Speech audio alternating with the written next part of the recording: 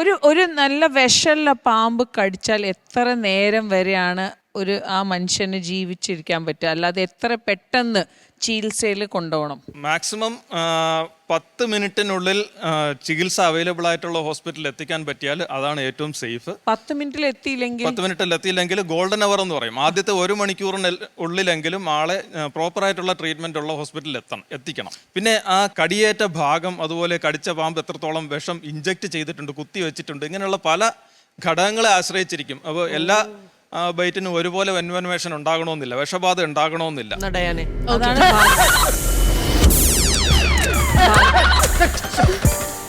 പേടിപ്പിക്കല്ല, ആ കൊച്ചിന് ഒന്നാമത് ഭയങ്കര പേടിയാ പാമ്പെന്ന് പറഞ്ഞ. ഇത് ത്രികോണമാണ്. നോക്കാൻ പറഞ്ഞത്